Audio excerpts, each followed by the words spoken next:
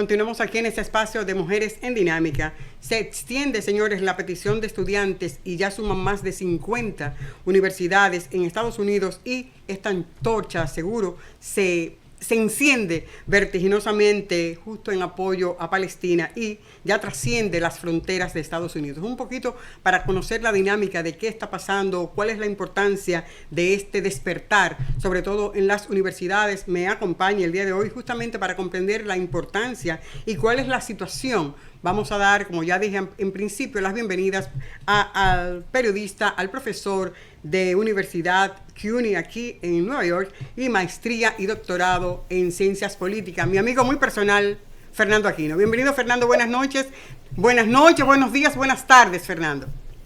Sí, gracias, Niurka, un placer estar contigo. Me encanta tu programa y gracias por la oportunidad de compartir con tu público. Para nosotros es el privilegio. Fernando, sería interesante que le expliquemos a los amigos y a las amigas de Mujeres en Dinámica cuál es la situación que se está dando en este momento, por qué este despertar en las universidades en este momento, luego de tantos meses en este batallar, en esta contienda Israel y Palestina. Sí, bueno, bien que lo planteas así de esa manera, como un despertar, porque yo creo que lo que está ocurriendo es algo que se puede analizar más allá del conflicto en sí que ha provocado estas protestas, que es lo que está ocurriendo ahora mismo en el Medio Oriente con Israel y Hamas, que sabemos Israel ha desatado una reacción desproporcional a los acontecimientos del 7 de octubre, cuando Hamas, mediante un acto reprochable, ¿verdad? Un acto terrorista, invadió a Israel, mató 1.000 personas, a unas 200 y tantas personas como rehenes, y esto provocó una reacción de Israel que el mundo entero está viendo como una reacción desproporcional, porque ya han muerto, o sea, realmente es una pelea que no sale. Ni siquiera es un Estado contra otro Estado, es un Estado reaccionando ante un grupo terrorista y entonces han sacado una masacre contra personas, mujeres y niños, casi 40.000 personas, en su mayoría, mujeres y niños. O sea, realmente era preocupante que no se sintiese una protesta, aunque el mundo entero ha estado protestando en diferentes formas. Inclusive los gobiernos han visto esto como una situación que tiene que parar. No se había visto una protesta tan energética como la que han desatado los estudiantes. Y eso realmente es muy importante, porque sabemos que los estudiantes siempre han estado a la vanguardia de los movimientos de cambio durante toda la historia del mundo. Sabemos que muchas de las autoridades que están ahora en puestos de poder en los diferentes estados en el mundo, una vez fueron parte, muchos de ellos, del movimiento estudiantil, una vez fueron parte de las personas que estuvieron protestando, en la izquierda o en la derecha. Pero los jóvenes están supuestos a reaccionar ante las situaciones que ellos piensan que son injustas. Y esto es precisamente lo que ha pasado. El 17 de octubre los estudiantes de Columbia University montaron una protesta, montaron casas de campaña y ocuparon parte de las afueras de Columbia y, o sea, dentro de la universidad, pero no necesariamente en los edificios. Sin embargo, ya han pasado a ocupar algunos de los edificios.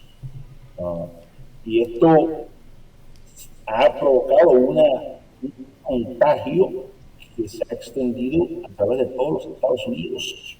O sea, en NYU, aquí en Nueva York, City College, la Universidad de California, en Texas, en todos los Estados Unidos, y es muy probable que esto pueda cambiar al resto del mundo. Realmente es algo positivo que está ocurriendo.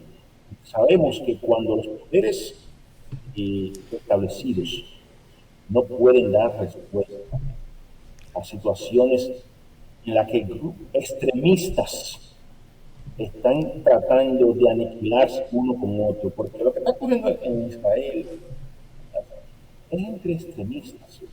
Acuérdense, señores, que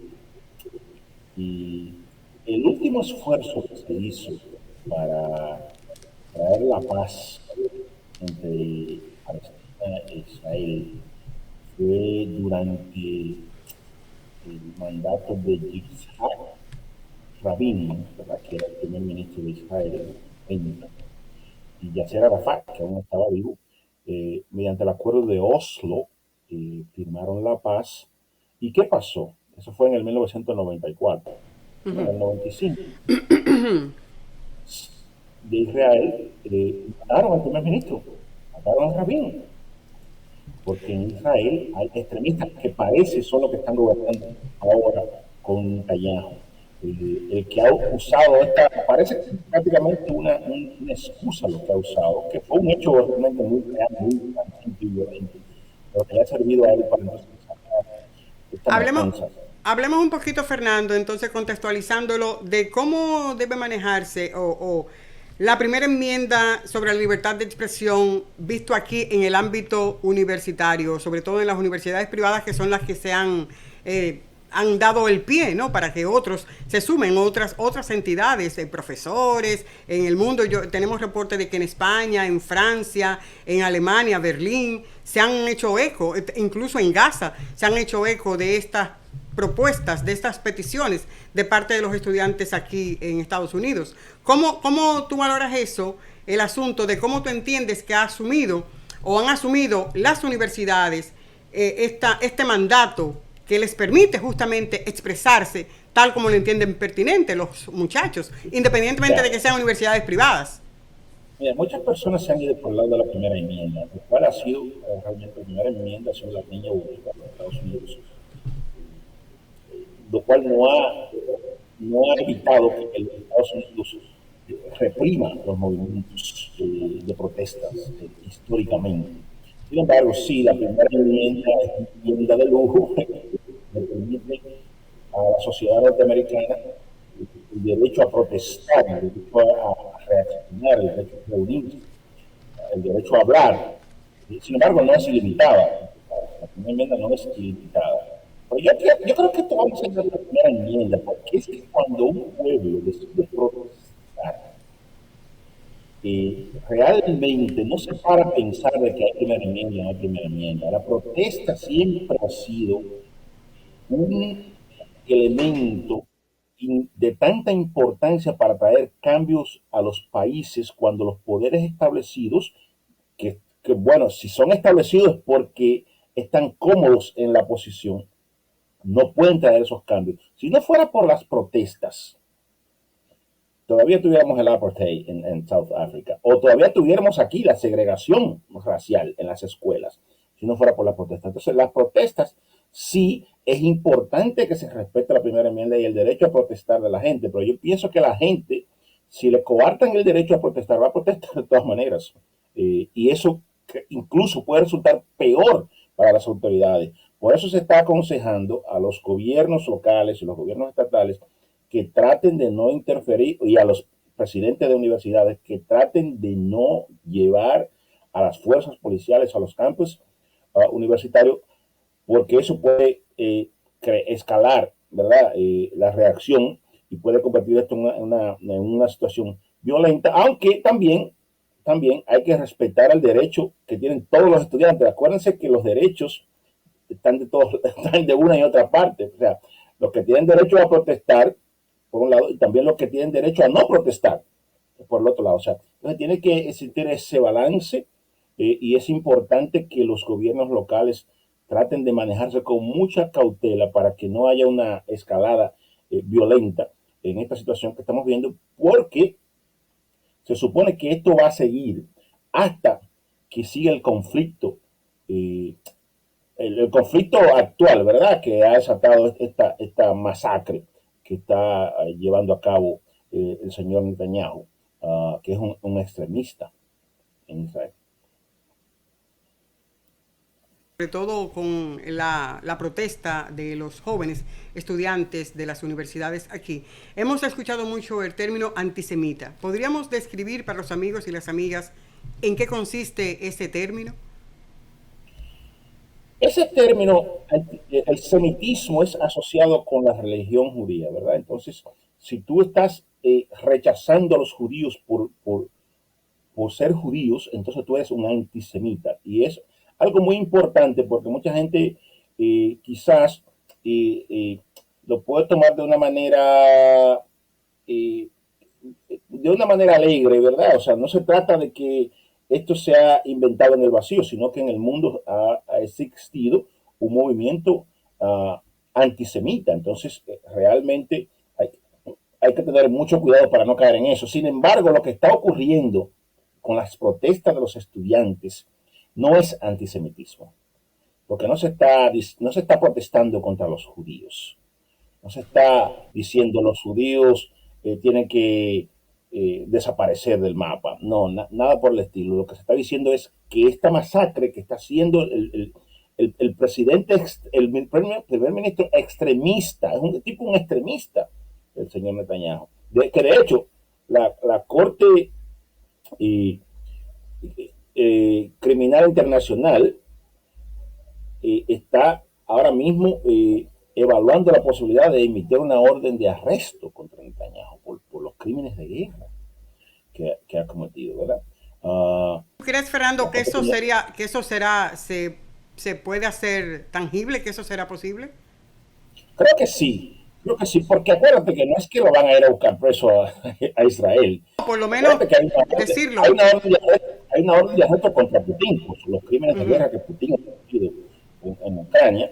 Eh, esto, y sin embargo, Putin está gobernando en Rusia. Sin embargo, Putin lo piensa dos veces para salir de Rusia, porque si sabe, a uno de los estados signatarios de esta Corte Internacional puede tener problemas. Y lo mismo puede ocurrir con Netanyahu. Netanyahu ahora mismo está tratando de evitar que se emita esa orden de arresto, porque eso le puede complicar las cosas, porque por lo menos le va a prohibir salir de Israel, porque podría ser apresado si llega a uno de los países que son signatarios de este acuerdo, ¿verdad? Entonces, realmente lo que se está protestando no es no puede catalogarse como antisemitismo, sino más bien como un despertar de la sociedad, un despertar de la juventud, de los estudiantes y de casi del mundo entero en torno a lo que se está viendo, está ocurriendo ante nuestros ojos, que es una masacre,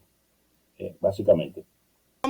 ¿Cómo manejar, cómo apreciar, por ejemplo, el pronunciamiento que hace el presidente de Estados Unidos, Joe Biden, e incluso el presidente de la Cámara de Representantes, cuando tratan como una forma casi insulsa de la situación que se está dando y justamente cuál es el fin de todo esto? Porque ni siquiera en este interín se utiliza el término correcto. Para Fernando, el doctor Fernando Aquino, ¿esto es un genocidio lo que está cometiendo Israel contra Palestina o está dentro de la misma onda que es simplemente asuntos de pérdidas de vidas humanas sin llegar a categorizarlo como debe ser?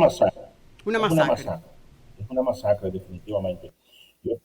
El término genocidio es muy técnico, ¿verdad? Tiene que haber algunas condiciones y eso lo están evaluando las organizaciones internacionales, ¿verdad?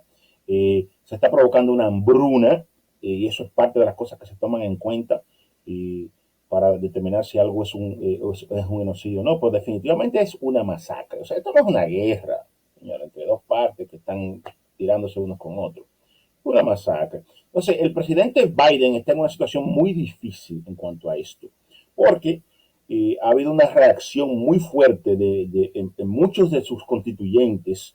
Acuérdense que durante las primarias, aunque Biden no tenía oposición, sin embargo, hubo primarias, ¿verdad? Para que oficialmente fuera el candidato. Y en muchas de esas primarias hubo un voto de protesta por lo que está ocurriendo ahora mismo en Israel. lugares como Michigan, por ejemplo, que es importante lugares como Michigan porque es uno de los estados péndulos, ¿verdad? Es uno de los estados que pueden variar.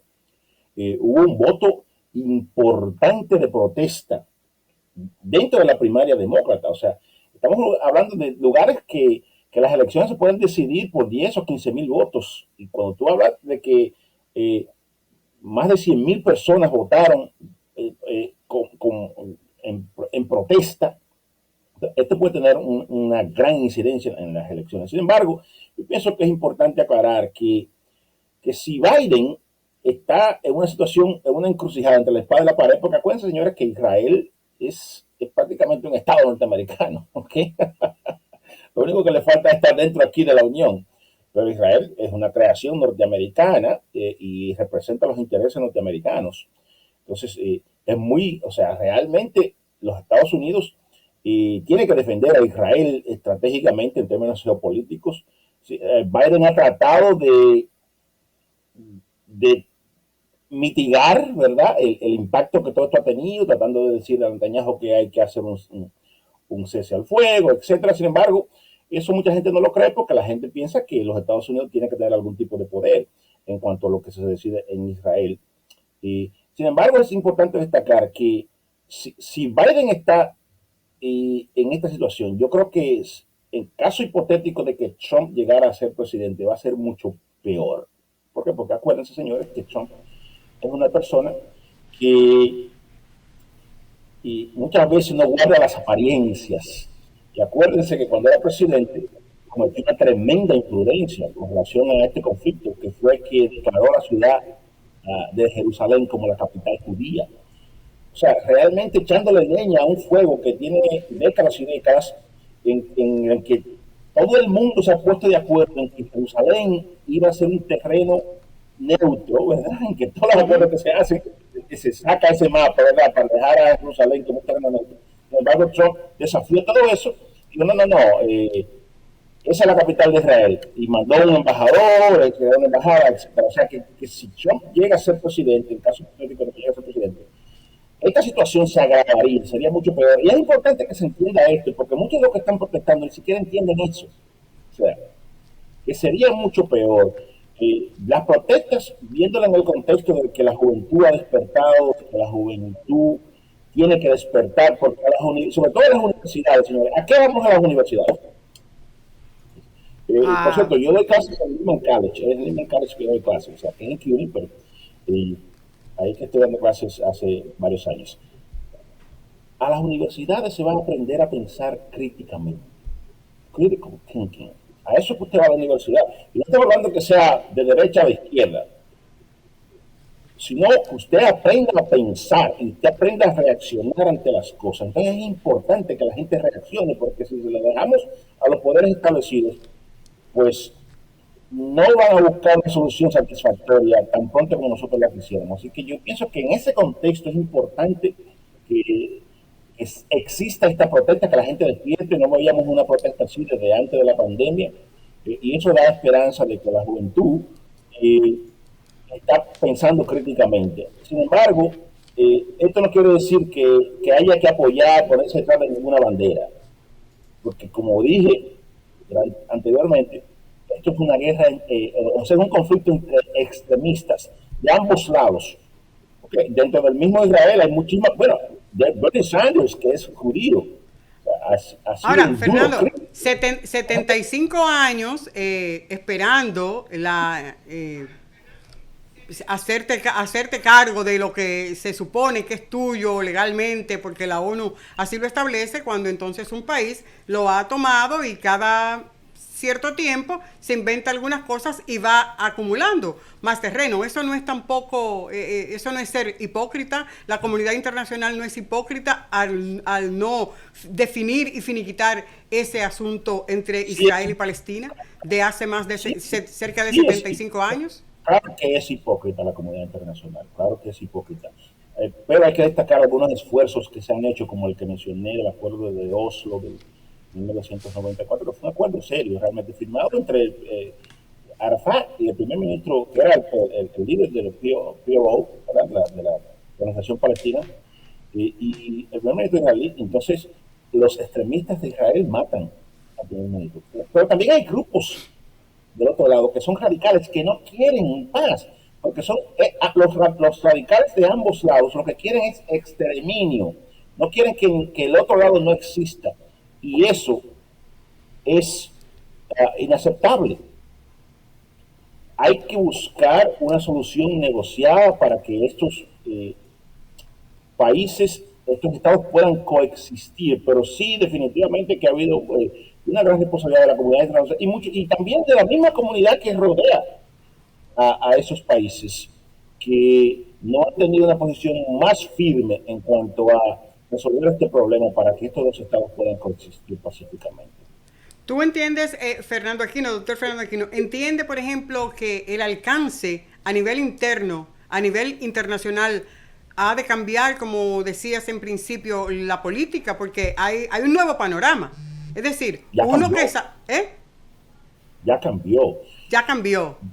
No, pero yo me refiero en términos rumbo a noviembre de este año, en el que, como tú señalas, se va a elegir un nuevo presidente. Si viene Joe Biden, bueno, el asunto como que se mantiene, pero si viene Donald Trump, pues también la cosa va a continuar en una situación un poco más difícil. Esa es la situación, eso es lo que visualiza Fernando Aquino. Sí, yo creo que si Trump viene será peor, porque Trump abiertamente quiere darle todo lo que pide Israel. Biden le está dando mucho de lo que pide Israel, pero también está pautando ciertas cosas. Y yo creo que la situación empeora. Sin embargo, yo pienso que la situación en torno al conflicto entre Israel y Palestina ha cambiado. Yo pienso que esto que ha ocurrido en los últimos 6 meses ha despertado a mucha gente en el mundo.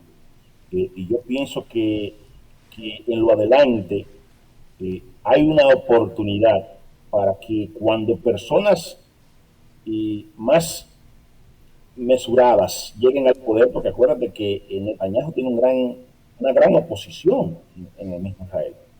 Cuando haya un cambio de régimen en Israel, yo pienso que viene una gran oportunidad para que se logre una posición pacífica entre estos dos pueblos.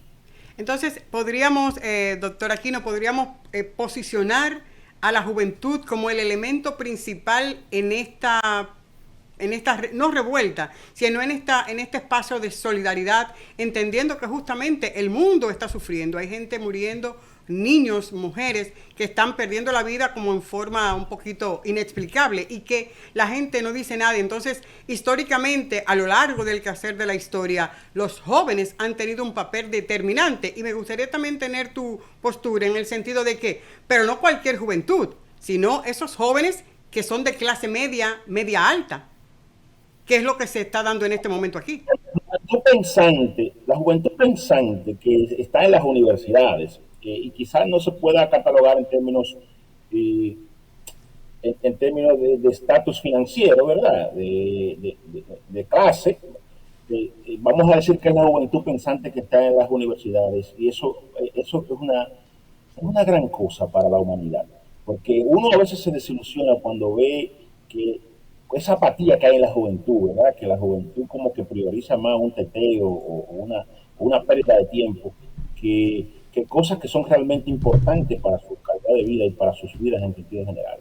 Yo pienso que lo que ocurrió en Colombia, de hecho, sea de paso, Colombia ha sido epicentro de muchas luchas de este tipo. En el 85 ocurrió, bueno, casi siempre que hay la guerra de Vietnam es el... La guerra de Vietnam, y es importante que se entienda que en la guerra de Vietnam la consigna de los estudiantes era muy similar a lo que está pasando ahora, porque la consigna de los estudiantes ahora es que Colombia retire sus intereses de las inversiones que favorecen a la guerra de Israel, a Israel, ¿verdad? Ahora, y también se estaba haciendo eso durante la guerra de Vietnam en el 68, 1968, eran dos consignas. Una, que Colombia también retirara sus inversiones y su apoyo a la guerra, ¿verdad?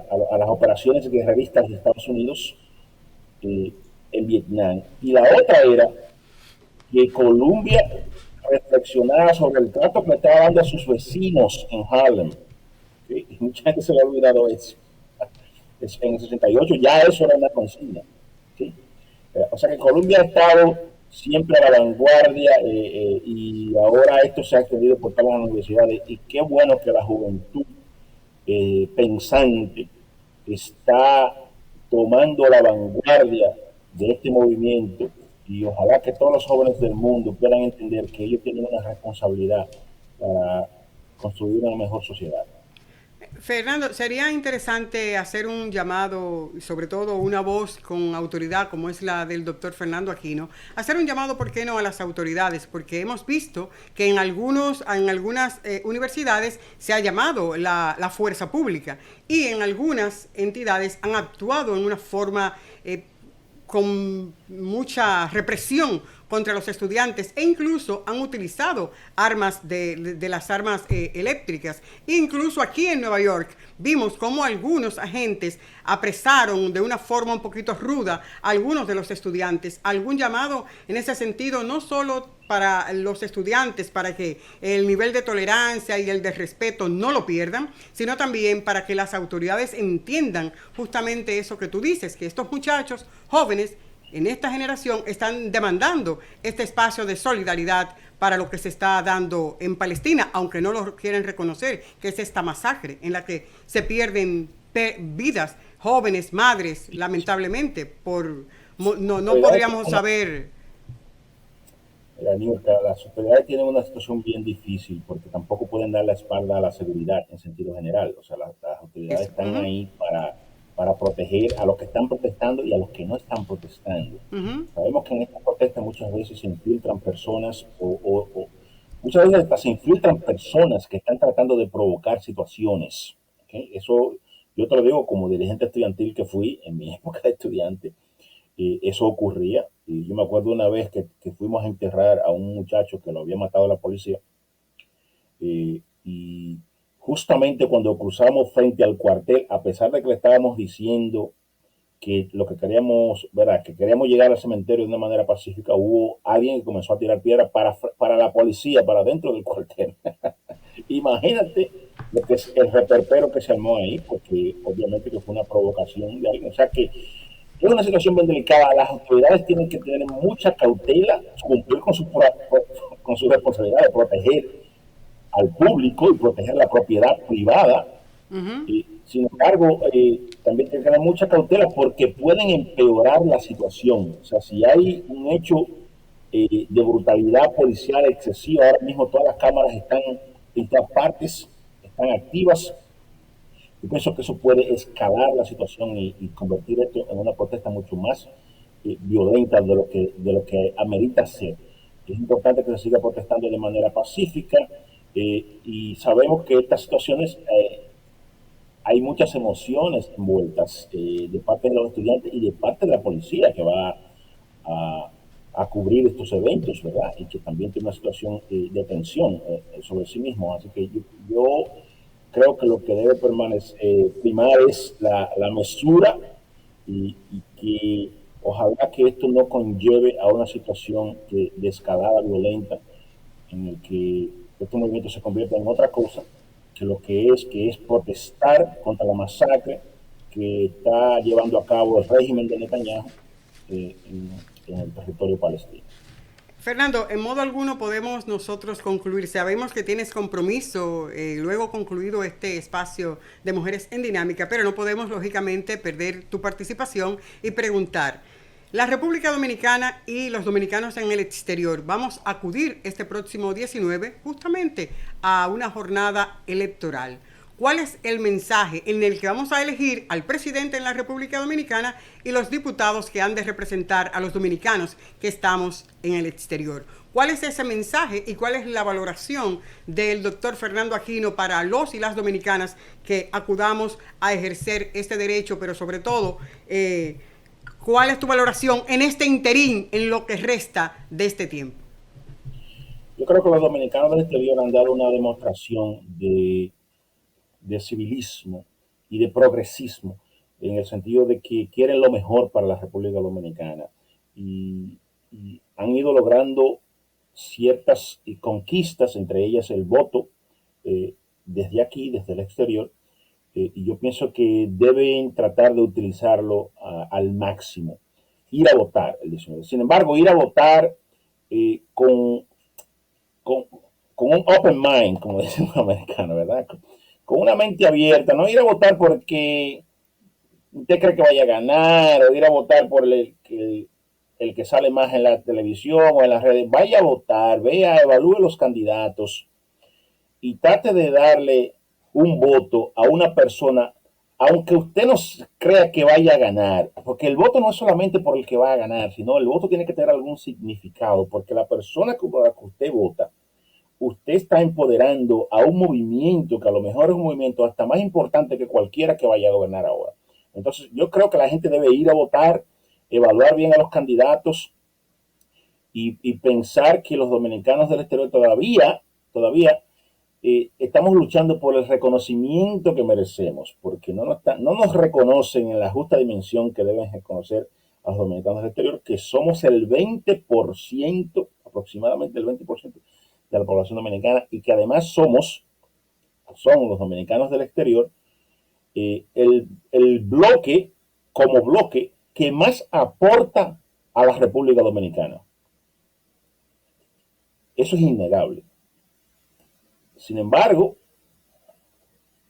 organizan un debate hace unos días y ni siquiera mencionan a los dominicanos del exterior. Ni siquiera lo mencionan los que organizaron el debate, pero tampoco los que participaron en el debate, los candidatos que pudieron haber dicho, bueno, pero ¿por qué no? O sea, hay muchas cosas que se tienen que hacer. No es solamente un país en el que uno no vaya de asustado, porque todavía en la República Dominicana, yo no sé tú, la gente anda asustado. Así es. ¿Sí? Y sobre todo la gente que va de aquí, porque mucha veces la gente que va del exterior es blanco de los delincuentes. Eso es un problema. El problema de los pasajes, por ejemplo, que pagamos los pasajes más caros, y se ha hablado en muchísimas ocasiones de que vamos a hacer algo por el pasaje, no han hecho nada. Es un gran proyecto para los diputados, ¿verdad?, de aquí en el exterior, que son 7. Si ellos se unen los 7 y dicen vamos a modificar la ley para que se cobre menos impuestos a los pasajes, que es el monto más grande que se paga por los pasajes de aquí a la República Dominicana, es los impuestos. Cosas como esa y otras conquistas, cuestiones como tratar de darle oportunidad a los jóvenes dominicanos de aquí, que son estudiantes, ¿verdad?, que quieren ir a la República Dominicana, que puedan ir a enseñar, lo que han aprendido en las universidades de aquí. Hay un montón de cosas que se pueden hacer para reconocer el aporte que hacen los dominicanos y también garantizar la seguridad social de los dominicanos cuando se retiran, etcétera. Yo pienso que los dominicanos del exterior hemos sido usados en inúmeras ocasiones y somos muy generosos porque seguimos contentos, queriendo el país, y eso tenemos que demostrarlo. Ahora el 19 hay que ir a votar y con eso en mente, saber que a nosotros no se nos está dando la importancia que tenemos, porque sí, así es, tiene que darnos la importancia que tenemos, no nada más venir allá, porque vienen todos, no solamente son los candidatos, vienen a hacer programa aquí y a buscar. Bueno, así es, Y está dicho, está dicho. Aquí hay todo para dar. Pero también, ¿verdad?, tiene que haber algo de allá para acá. Claro que sí, claro que sí. Bueno, nosotros queremos agradecer la participación de un privilegio que me dispense justamente ser su amiga, el doctor Fernando Aquino, quien es periodista por demás, profesor de CUNY aquí en Nueva York y tiene maestría y además tiene doctorado en ciencias políticas. Gracias, Fernando, por habernos dado algunas pinceladas para entender un poquito esta situación que se está dando y de la importancia de que los jóvenes estudiantes aquí hayan dado este paso para que entonces otros en el mundo se hayan sumado a este espacio de solidaridad que desde hace algún tiempo Mujeres en Dinámica ha venido demandando esto. Gracias, Fernando, por estar aquí. Gracias a ti, Niurka. Muchas gracias por tenerme en tu programa. Sí.